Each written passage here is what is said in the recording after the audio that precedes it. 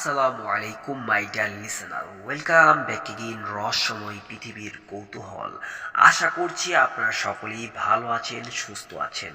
তো আবারও আমি রহস্যময় পৃথিবীর কৌতূহলে আপনাদের মাঝে আজকে একটি নাজমুল হোসেন ভাইয়ের পাঠানো অভিশপ্ত পেইন্টিংয়ের একটি ঘটনা তুলে ধরবো। তো ঘটনাটি খুবই মজাদার ও চমৎকার। যদি আপনারা এটা পুরো মনোযোগ দিয়ে শুনেন, আপনি নিজের সাথে উপলব্ধি করেন, খুবই মজা পাবেন। তো আর দেরি কিসের, চলুন ঘটনাটি যেরকমভাবে লেখা আছে আমি আপনাদের মাঝে সেরকমভাবেই উপস্থাপন করছি। ভিডিওতে একটি লাইক আর চ্যানেল নতুন হলে অবশ্যই সাবস্ক্রাইব করে দিবেন। আর আপনি কোন জায়গা থেকে ভিডিওটি দেখছেন সেটাও কমেন্টে লিখে জানিয়ে দিবেন। সেকালে কাঠের জানালার মরিচা ধারা শিকল দিয়ে একটা কেউ স্টপ আপ দোতলার পশ্চিম দিকের ঘর থেকে বেরিয়ে আসছে। তিতলি এই দৃশ্য দেখে চিৎকার দিয়ে উঠল। তথাপি আমার মনে হলো সেই চিৎকারের আনন্দের জোর প্রবল, যেন এই দৃশ্যটি আয়োজন করে দেখার মতো একটি বিষয়। তৎক্ষণাৎ তিতলি নিজের কাঁধে ঝোলানো বেশ বড় একটা ব্যাগ থেকে জুম লেন্সের ক্যামেরায় সেই দৃশ্যটি ক্যাপচার করা শুরু করলো। সাইশ্বস্তর চোখে তখন রাগের ভাব স্পষ্ট। ও তিতলির উপরেই রেগে আছে। তিতলির জীবনজন্ত ক্যামেরাবন্দি করার কাজে আমাদের কারো কোনো আগ্রহ নেই। শুধু একজন তিতলির এই কাজ খুব মনোযোগ সহকারে লক্ষ্য করছে। সে হলো আবির। আমি আর সায়ন্ত মিলে তিতলির থেকে নজর সরিয়ে তখন আবিরের দিকে তাকালাম। তখন বিদ্যুৎ এর গতিতে আবিরের তিতলির দিকে থেকে চোখ সরিয়ে অন্য দিকে তাকালো, যেন আমরা কিছু বুঝতে না পারি। আসলে আবির তিতলিকে পছন্দ করে, কিন্তু সাহস করে এই কথাটা আবির তিতলিকে বলতে পারছে না। আমি ভাবছি কতদিন এভাবে আবির তিতলিকে পছন্দ করার ব্যাপারটা গোপন করে রাখবে। সত্য আর মিথ্যা যতই ধামাচাপা দেওয়া হোক না কেন, একদিন না একদিন সেটির প্রকাশ পাবেই। আমাদের টিমে মোট 5 জন। আমরা আজ এসেছি শহর থেকে দূরের একটা নির্জন বাংলো বাড়িতে। এই বাড়িটির অবস্থান জঙ্গলের ধার ঘেঁষো। অবশ্য এই প্রাকাণ্ড বাড়িটাকে বাংলো বাড়ি বলে নেহায়তই এর কাদর কম হবে না বলে আমার মনে হয়। মস্ত বাগান, তবে গাছের আকৃতি দেখে সহজেই বোঝা যায় গাছগুলোর বয়স বাড়িটার চেয়ে বয়সেরও কাছাকাছি হবে। বাংলো বাড়ির পিছনের দিকে বিশাল বিশাল বাঁশঝাড়ের পরেই আবারও জঙ্গল। জিপিএস বলে এরপর বুড়িগঙ্গা নদী। দোতলা হলেও এই বাড়ি যতটা সম্ভব দৈর্ঘ্য পুষতে বড় করা যায় ততটাই বড় করা হয়েছে বলে আমাদের ধারণা। সায়ন্ত এই বাংলো বাড়ির পুরনো একটা ম্যাপ দেখে বলল, বাড়িটার উত্তরের একটা কুয়া আছে, তবে সেটা পরিত্যক্ত হওয়ার কথা। কারণ যে বাড়ি গত 100 বছর ধরে এভাবেই পড়ে আছে, সেখানে একটা কুয়া পরিত্যক্ত হয়ে যাওয়াই তো স্বাভাবিক। বাংলো বাড়ির ইটপাথরের মাঝে সেই মেঝে ভেঙে বট অস্করে গাছের বেরিয়ে প্রায় পুরো বাড়িটা গ্রাস করেছে। জৌলুকসীন মার্বেল পাথরের উপর কারুকার্য করা নকশা দেখে অনুমান করা যায় বেশ প্রভাবশালী কোনো এক ব্যক্তির আবাসস্থল ছিল একসময় এই প্রকাণ্ড বাংলো বাড়িতে। বাংলো বাড়িটি প্রধান সদর দরজায় বেশ পুরনো একখানা মরিচা পড়া তালা ঝুলছে। সায়ন্ত ওরা হাতে থাকা হাতুড়ি দিয়ে এক আঘাতে সেই তালাটি কি ভেঙে ফেলল। তার ক্যাচ করে সদর দরজা খুলে গেল। সাথে সাথে বাংলো বাড়ির ভিতরে প্রবেশ করলো মধ্যাহ্ন সূর্য কিরণ। দরজা খোলার পরপরই তীব্র একটা ভেপাসা গরমে হাওয়ার আবাব আমরা অবস্থিত হতে লাগলাম। অথচ এখানে পৌষ মাস, গরম লাগার কথা না। সবাই মিলে নিজেদের ক্যামেরার বাংলো বাড়ির ভিতরের দৃশ্য ধারণ করতে লাগলাম। প্রথমে অন্দরমহল, তারপর ভিতরের বাড়ি, তারপর দোতলার দৃশ্য ক্যামেরায় ধারণ করা হলো। যখন আমরা সেই বাংলো বাড়ি থেকে বেরিয়ে প্রধান সদর দরজায় লাগাচ্ছি, তখন সূর্য পশ্চিম আকাশে অস্তমিত হতে শুরু করেছে। তারপর আমরা নিজেদের সাথে আনা বেবি ট্যাক্সিতে চেপে থাকার জন্য একটা হোটেলে গিয়ে ওঠার সিদ্ধান্ত নিলাম। কিন্তু মন্দ ভাগ্য আমাদের, আশেপাশে একটাও সেরকম থাকার হোটেল নেই। অগত্যা শহরের দিকে এক হোটেল গিয়ে উঠলাম। তখন প্রদোষ গড়িয়ে গিয়েছে, ঠান্ডাও পড়েছে খুব। মেঘলা আর তিতলি সেই ঠান্ডায় কাঁপছে। সায়ন্ত হোটেলের রিসেপশনে বসে থাকা লোকটার সাথে আজ রাতে থাকার জন্য ঘর ভাড়া নিয়ে কথা বলছে। আমি, তিতলি আর মেঘলা তখন একটু দূরে দাঁড়িয়ে সায়ন্তর ফিরে আসার জন্য অপেক্ষা করতে লাগলাম। একটা কথা বলতে ভুলে গিয়েছি, মেঘলা আমাদের টিমের মধ্যে অন্যতম। সেটা কি জন্য একটু পর বলছি। কিছুক্ষণের মধ্যেই দেখলাম সায়ন্তর হাতে দুটি রুমের চাবি। ওটা নিয়ে আমাদের দিকে হাসি মুখে এগিয়ে আসছে। তার মানে ঘর পাওয়া গিয়েছে। ট্যাক্সি দিয়ে আসার সময় পরপর 2টা হোটেলে গিয়ে ডু মেরেছি, কিন্তু কোনো লাভ হয়নি। শীতের সময় আসা ট্যুরিস্টদের জন্য সব থাকার ঘর বুকিং হয়ে গিয়েছে। বাকি ছিল এটাই। ভেবেছিলাম এই হোটেলও বোধহয় ঘর পাবো না, কিন্তু ধৈর্যের ফল সৃষ্টিকর্তা নিজের হাতে দেন, তাই অবশেষে থাকার জন্য ঘর পেলাম। আমরা সবাই ঢাকা অর্থিক্যালজিস্ট্রি ডিপার্টমেন্টের 5 জন স্টুডেন্ট। আমাদের কাজ প্রাচীন ঐতিহ্যবাহী ঘটনা ও ঐতিহাসিক স্থান অনুসন্ধান করা। আজ আমরা এসেছি শহর থেকে দূরে একটা বেশ পুরনো এবং অনেক বড় বাংলো বাড়িতে।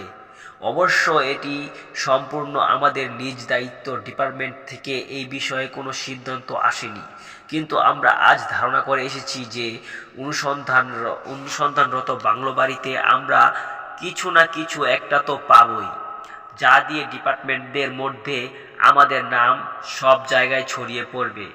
তাই আমরা প্ল্যান করে আজকে ভোরের দিকেই রওনা হয়েছি বাংলো বাড়ির উদ্দেশ্যে।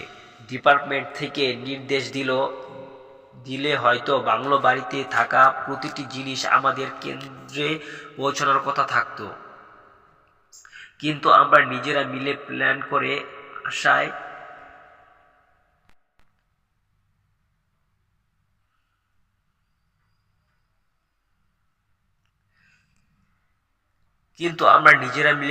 করে আসায় এমন কোনো নিয়ম আমাদের মানতে হয়নি।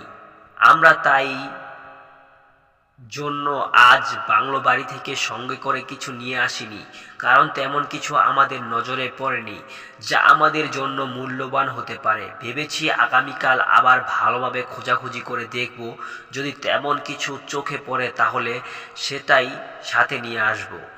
আমাদের ডিপার্টমেন্টের প্রধান প্রফেসর আব্দুস সালাম, বয়স 64 বছর।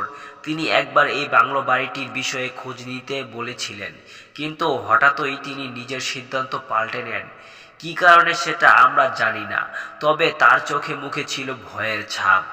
আমরা সবাই সেদিন প্রফেসরের চোখে ভয় লক্ষ্য করেছিলাম। তাই আমাদের সবার পরীক্ষা শেষ হলে আমরা সবাই মিলে সিদ্ধান্ত নিলাম এই বাড়িতে আসব। সবাই বলতে আমরা 5 জন মানুষ।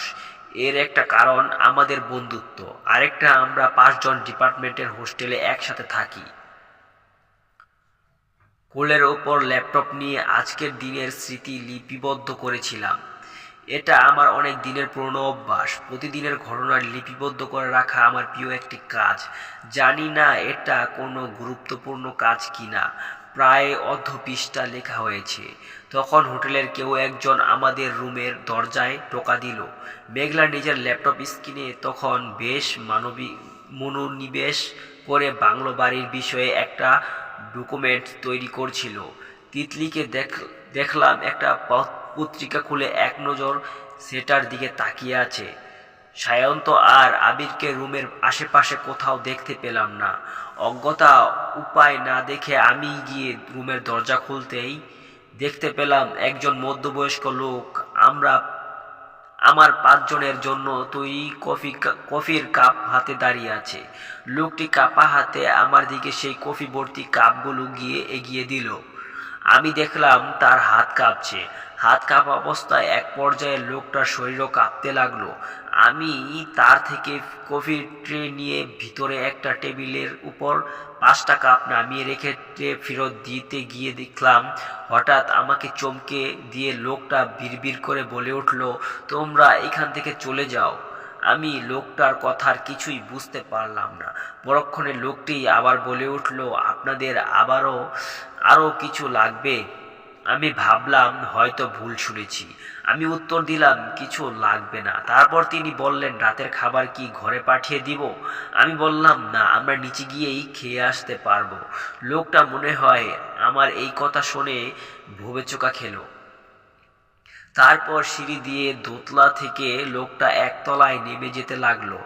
হোটেলে আমাদের থাকার জন্য দুটি ঘর দেওয়া হয়েছে। একটাতে আমি, সয়ন্ত আর আবির, আরেকটায় মেঘলা আর তিতলি নিজেদের জিনিসপত্র নিয়ে রেখেছে।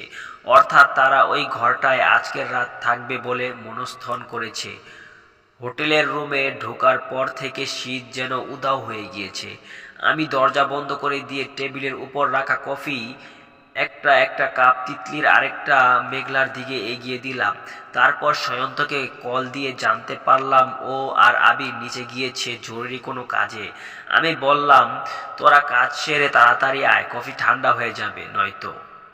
এই বলে আমি কল কেটে দিয়ে ফের ল্যাপটপের নিয়ে বিছানায় আদর্শ বসে পড়লাম। পরদিন সকালে বাংলো বাড়ির ভিতরে এক পেইন্টিংয়ের দিকে আমার দৃষ্টি নিবদ্ধ হয়েছে। শুধু যে আমার হয়েছে তা না, আমাকে ডাকতে এসে আবির আর সয়ন্তর দৃষ্টি আকর্ষণ করেছে সেই পেইন্টিংটা, যেটা আমাদেরকে সম্মোহিত করে ফেলেছে। এই আঁকা অদ্ভুত দেখে এই 4 ফুট লম্বা পেইন্টিং, এর আর্টিস্টের কোনো নাম সমগ্র পেইন্টিং জুড়ে কোথাও নেই। প্রচুর রক্তের মতো লাল রং দিয়ে আঁকা একটা ছোট্ট স্টার সিম্বল আঁকা রয়েছে পেইন্টিংয়ের উপরের এক কোণে। তাতেও অদ্ভুত ভাষায় কিছু চিহ্ন আঁকা। হঠাৎ মেঘলার ডাকে আমাদের সম্মোহিত ফিরে পেলাম। ও এই পেইন্টিংটা আগেই দেখেছে, তাই মেঘলা আমাদের বলল, এদিকে আয়, তোদের কিছু দেখাতে চাই। এই বলে ও আমাদের সবাইকে ডেকে বাহিরে নিয়ে গেল। তারপর নিজের ল্যাপটপে কিছু একটা খোঁজাখুঁজি করতে শুরু করলো।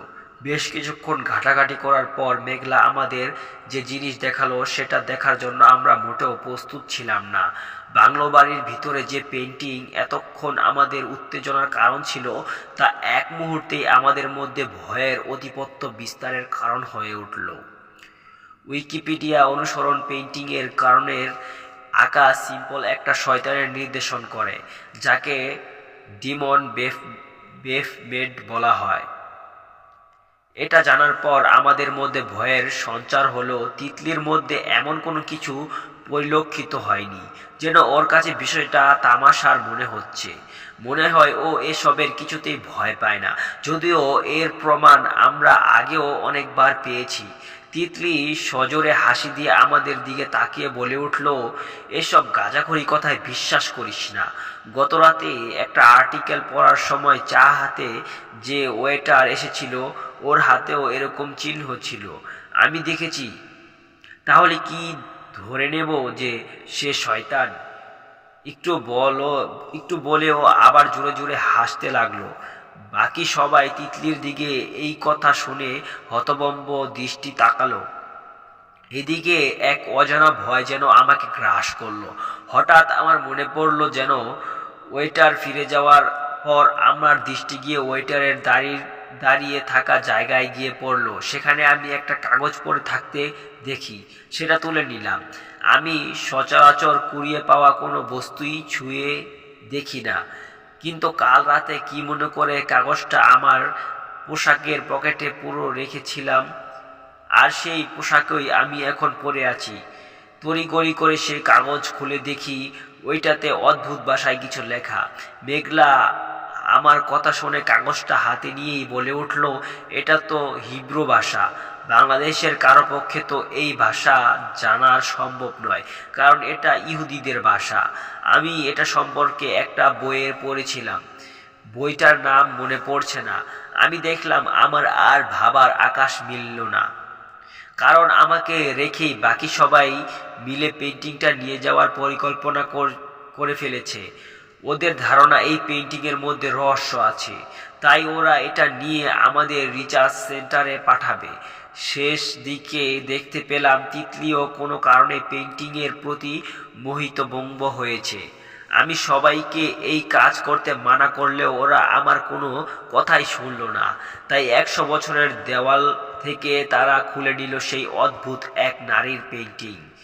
শীতের পুরুষ কুহেলিকা তখন ঘন হয়ে রাস্তায় আবরণ তৈরি করেছে। আমাদের গাড়ি থেমে এগিয়ে যাচ্ছে। অদ্ভুত ব্যাপার হলো, আমরা আজ সকালে রওনা দেওয়ার আগে গাড়ির ট্যাঙ্ক ফুল করেছিলাম, তাই এখন থেমে থেমে যাওয়ার কারণ আমরা কেউই খুঁজে পাচ্ছিলাম না। গাড়ির পিছনের সিটের উপর সেই পেইন্টিং শক্ত করে কাগজে মুড়িয়ে রাখা হয়েছে। আমরা গিয়ে সেই আগের হোটেলে উঠলাম, কারণ সকালবেলা হোটেল থেকে বেরিয়ে আসার সময় সবাই মিলে সিদ্ধান্ত নিয়েছিলাম ফিরে এসে যদি হোটেল না পাই তখন আজকের আরেক জ্বালা। তাই হোটেল বুকিং রেখেই আমরা বাংলো বাড়িতে গিয়েছিলাম, আর সঙ্গে করে নিয়ে এসেছি এক অদ্ভুত পেইন্টিং। হোটেলের কাছে গিয়ে যখন গাড়ি থেকে নামলাম তখন রাত বাজে 8টা। আশেপাশের নেড়ি কুকুরগুলো কোনো এক অজানা কারণে চিৎকার করা শুরু করেছে, যেন কোনো কিছুর অস্তিত্বে তারা আতঙ্কিত। পরদিন সকালে একটা দুঃসংবাদ আমাদেরকে ভাবিয়ে তোলে। হোটেলের মালিক ফাঁসিতে ঝুলো আত্মহত্যা করেছে। অথচ আজ সকালেও তাকে বেশ খোশ মেজাজে দেখে গিয়েছিলাম আমরা। হঠাৎ কি এমন হলো? আমার সবার মনে হলো একই প্রশ্ন তখন উকি দিচ্ছে। বিশ্ববিদ্যালয়ের রিসার্চ ল্যাবে সেই পেইন্টিং এখন তালাবদ্ধ, কারণ আজ 3 মাস পেরিয়ে যাওয়ার পরও অদ্ভুত এই আকার রহস্য উদার হয়নি। রহস্য বলতে এই পেইন্টিং ল্যাবে রাখার পর এই নিয়ে 3 বার আগুন লেগে সব পুড়ে গেল। এই আঁকা সম্পূর্ণ অক্ষত আছে। সামান্যতম ক্ষয়ক্ষতিও এই পেইন্টিং এর হয়নি। ঘটনা অভিশপ্ত পেইন্টিং, লেখক নাজমুল হোসেন। ঘটনার লেখা ভুলগুলো ক্ষমা সুন্দর দৃষ্টিতে দেখবেন। তো এই ঘটনাটি আপনাদের কাছে কেমন লাগলো সম্ভব হলে পুরোটা কমেন্টে লিখে জানাবেন। ভুল অবশ্যই হয়েছে, তার জন্য আমি দুঃখিত, লিখতে ভুল হয়েছে। তো মাই ডিয়ার লিসেনার, আপনাদের কাছে এই ঘটনাটি কেমন লাগলো অবশ্যই এটার পার্ট 2 আসছে। ঘটনাটি পুরোপুরি শেষ হয়নি, এর এক দ্বিতীয় অধ্যায় আসতে চলেছে। 3 মাস পর কি হলো এবং কেন আগুন লেগেছিল পুরোটাই তৃতীয় পর্বে দেখানো হবে। তো অবশ্যই ভিডিওতে একটি লাইক আর চ্যানেল নতুন হলে সাবস্ক্রাইব করে দিন। আর আপনাদের কাছে যদি এরকম দুর্লভ ভয়ঙ্কর ভৌতিক ঘটনা থাকে অবশ্যই আমাদের রহস্যময় পৃথিবীর কৌতূহলে পাঠান, আমরা সবার সামনে এই ঘটনাগুলো তুলে ধরবো। তো দেখা হচ্ছে পরবর্তী দুর্লভ ভয়ঙ্কর ভৌতিক ঘটনার ভিডিও নিয়ে। ততক্ষণ ভালো থাকুন, সুস্থ থাকুন, নিজের খেয়াল রাখুন এবং ভালো রাখুন আপনার চারপাশ। আল্লাহ হাফেজ।